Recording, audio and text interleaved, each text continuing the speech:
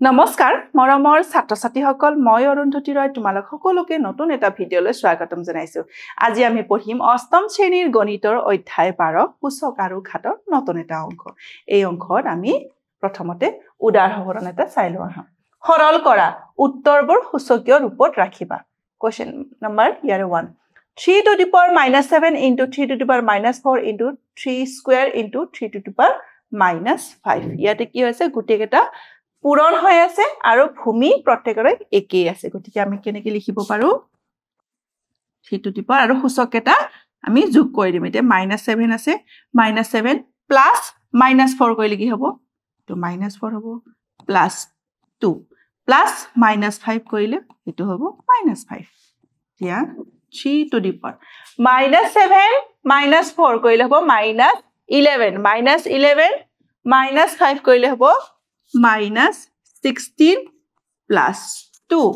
-16 plus 2 কৰিলে হ'ব -14 মানে আমাৰ কি আহিলে 3 to the power -14 ইয়াক আমি কেনেকৈ লিখিব পাৰো 1/3 to the power 14 এতিয়া নেক্সট প্ৰশ্নলৈ আহিছো -7 to the power -9 divided by -7 to the power -2 ইয়াতে যেহেতু হৰণ হৈ আছে আৰু ভূমি দুটা একে হৈ আছে আমি সূচক দুটা কি কৰিম ইয়াত বিয়োগ কৰিম ভূমিটো লিখি লৈছো -7 সূচক আছে -9 মাইনাস আৰু -2 -7 -9 মাইনাসে কি হৈ যাব এটো হ'ব +2 -7 to the power -7 এটো আমি কেনে লিখিলো 1/-7 to the power 7 -9 plus 2 কৰিলে কি হ'ল আমাৰ -7 মানে -7 to the power -7 ইকুৱেল আমি কেনে লিখিব পাৰো 1/-7 to the power 7 এতিয়া next -4 to the power -5 into -3 to the power -5 into 2 to the power -5 ইয়াতে কি হৈ আছে পূৰণ হৈ আছে আৰু ইয়াতে ভূমি প্ৰত্যেকৰ ভূমি বেলেগ কিন্তু সূচক কেইটা একে a to the power m into b to the power m ইয়াতে কি আছে ভূমি দুটা বেলেগ কিন্তু সূচক দুটা একে ইয়াক আমি কেনেকৈ লিখো a into b to the power m ঠিক একেদৰে ইয়াতে আমি লিখিম -4 into -3 into 2 to the power -5 -4 into -3 কৰিলে হ'ল 12 into 2 কৰিলে হ'ব 24 to the power -5 1/24 to the power 5 এটো হ'ল ইয়াৰে উত্তৰ next 3 to the power -5 to the power -3 মানে a to the power m to the power n এটো আমি কেনেকৈ লিখো a to the power m n ঠিক একেদৰে ইয়াতো আমি কি লিখিব পাৰো 3 to the power -5 into -3 3 to the power 15 এটো হ'ল ইয়াৰে উত্তৰ এতিয়া next 2/3 whole to the power 4 ৰ মান উলিওৱা a/b whole to the power m যদি থাকে আমি কেনেকৈ লিখিব পাৰো a to the power m by b to the power m ঠিক একেদৰে 2/3 whole to the power 4 আমি কেনেকৈ লিখিব পাৰো 2 to the power 4 by 3 to the power 4 2 into 2 into 2 into 2 মানে 2 to the power 4 মানে 2 চাৰিবাৰ পূৰণ হৈছে আৰু 3 to the power 4 মানে 3 চাৰিবাৰ পূৰণ হৈছে উত্তৰটো হ'ব 16 এইটো হ'ল 81 16/81 ইয়াৰে উত্তৰ এতিয়া next 2/3 whole to the power -4 এতিয়া ইয়াতে কি হৈছে সূচকটো ঋণাত্মক হৈ আছে যেতিয়া সূচক ঋণাত্মক হৈ থাকে আমি তা সমাধান কৰিব নোৱাৰো গতিকে সূচকটো আমি কি কৰিব লাগিব ধনাত্মকলৈ পৰিৱৰ্তন কৰিব লাগিব ধনাত্মকলৈ কেনেকৈ পৰিৱৰ্তন কৰিম ইয়াতে যেটো ভূমি আছে a/b ইয়াৰে আমি প্ৰতিক্ৰম লিখিম a/b ৰ প্ৰতিক্ৰম কি হয় b/a b/a তেতিয়াহলে সূচকটি কি হৈ যাব নেগেটিভ টু পজিটিভ হৈ যাব এতিয়া ইয়াতে কি আছে 2/3 whole to the power -4 মানে সূচকটো ইয়াতে ঋণাত্মক হৈ আছে গতিকে আমি কি কৰিব লাগিব ধনাত্মক কৰিবৰ কাৰণে 2/3 প্ৰতিক্ৰম 2/3 প্ৰতিক্ৰম কি হয় 3/2 3/2 লিখাৰ লগে লগে কি হৈ গল এটো -4 টো গুছি +4 হৈ গল তাৰ মানে ইয়াতে 3/2 whole to the power 4 আমি কেনেকৈ লিখিব পাৰো 3 to the power 4 by 2 to the power 4 3 to the power 4 মানে 3 4 বাৰ পূৰণ হৈছে আৰু 2 to the power 4 মানে 2 4 বাৰ পূৰণ হৈছে উত্তৰটো হ'ল 81/16 এতিয়া নেক্সট প্ৰশ্নলৈ আহিছো 2/5 whole to the power -3 ইয়াতো আমি কি লিখিব লাগিব যেহেতু সূচকটো ইয়াতেও নিগেটিভ হৈ আছে গতিকে আমি 2/5 ৰ প্ৰতিক্ৰম কি লিখিম 5/2 whole to the power এটো -3 গুছি কি হৈ গল +3 আমি এটো কি লিখিম 5 কিউব by 2 কিউব মানে 5 into 5 into 5 divided by 2 into 2 into 2 equal to 125/8 এটো হল ইয়াৰে উত্তৰ এতিয়া next 3/7 whole to the power -6 ক ধনাত্মক সূচকলৈ পৰিৱৰ্তন কৰা যেহেতু ইয়াৰ সূচকটো কি হৈ আছে -6 মানে ঋণাত্মক হৈ আছে ধনাত্মকলৈ নিবলে কি কৰিব ইয়াৰ যেটো ভূমি আছে 3/7 ক ইয়াৰে প্ৰতিক্ৰমটো লিখিম 3/7 ৰ প্ৰতিক্ৰম কি হ'ব 7/3 তেতিয়া হলে কি হৈ যাব -6 গুছি +6 হ'ব এতিয়া নেক্সট আহিছো 2/3 to the power 5 into 2/3 to the power 7 ৰ মান উলিয়া ইয়াতে কি হৈছে ভূমি দুটা একে হৈ আছে আৰু ইয়াৰ মাজত কি হৈ আছে পূৰণ গতিকে 2/3 আৰু সূচক দুটা আমি কি কৰিম যোগ কৰি দিম গতিকে 2/3 whole to the power 12 এটো হল ইয়াৰে উত্তৰ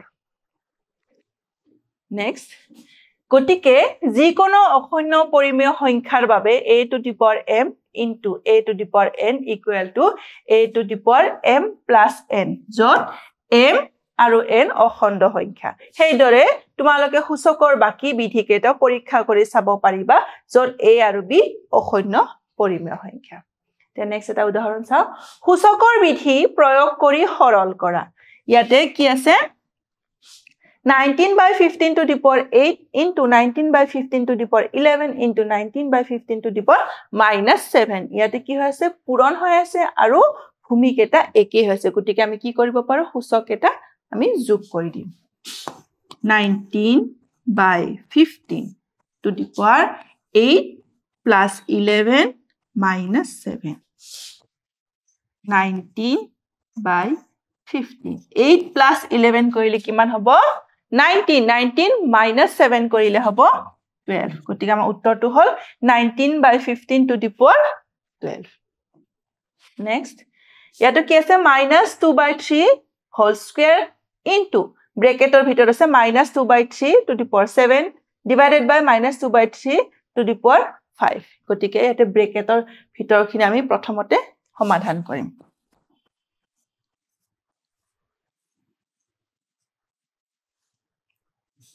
ইয়াতে -2/3 এটো কি আছে এটা হৰণ হৈ আছে গতিকে আমি সূচক দুটা কি কৰিম বিয়োগ কৰি দিম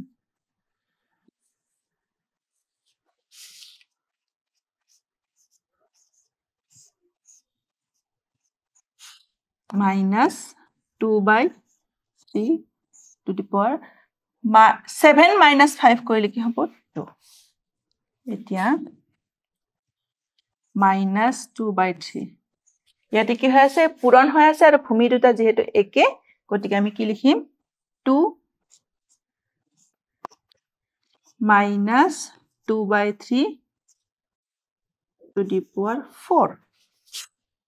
ইয়াক আমি কেনেকৈ লিখিব পাৰো -1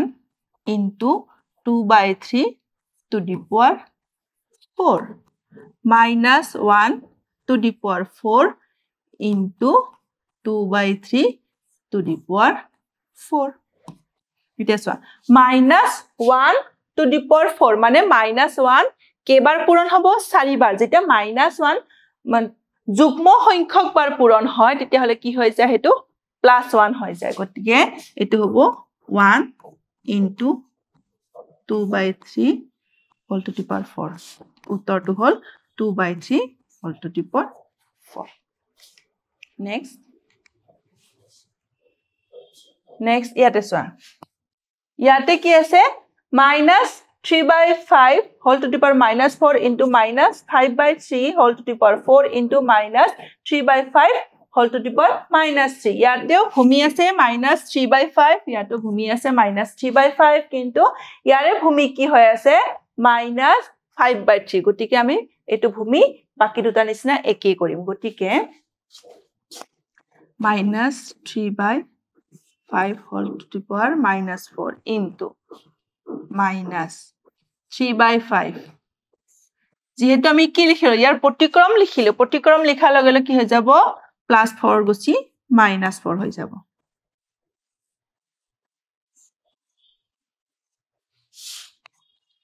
আৰু ইয়াতে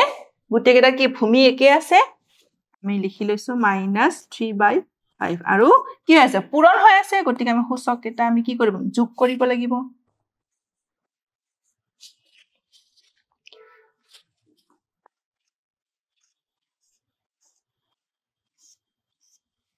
-4 কৰিলে হ'ব -8 -8 -3 কৰিলে হ'ব -11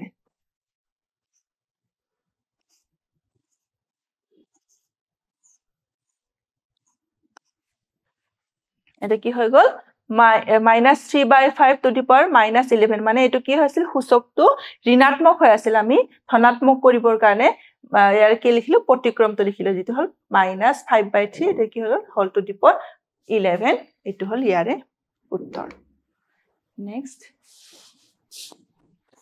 2/3 এটো কি আছিল a to the power m power n হলে আমি কেনেকৈ লিখো a to the power m n ঠিক একেদৰে 2/3 whole to the power 5 into -3 এটো কি লিখিম 2/3 whole to the power -15 গতিকে ইয়া আমি ইয়াৰে প্ৰতিক্ৰমটো লিখিম 2/3 প্ৰতিক্ৰম 3/2 গতিকে কি হ'ব -15 সূচক গুছি -15 টো কি যাব +15 next ইয়াতে চোৱা ইয়াতো কি আছে হৰণ হৈ আছে আৰু ভূমি দুটা বেলেগ হৈ আছে মানে এটা আন্ত প্ৰতিক্ৰম হৈ আছে গতিকে আমি ভূমি দুটা একি কৰিম 3/4 whole to the power -5 divided by এটো কি আছে 4/3 আমি কি লিখিম 3/4 এতিয়া হলে 8 কি হৈ যাব -8 এটা যেহেতু হৰণ হৈ আছে আমি কি কৰিম সূচক দুটা বিয়োগ কৰিম -5 -8 অৰ্থাৎ 3/4 -5 মাইনাসে মাইনাসে +8 3/4 whole to the power -5 +8 কৰিলে হল 3 এটো হল ইয়াৰে উত্তৰ আজিৰ অংকত আমি একেটাই প্ৰশ্ন সমাধান কৰিলো পৰৱৰ্তী অংকত আমি বাকি প্ৰশ্নবোৰ সমাধান কৰিম ধন্যবাদ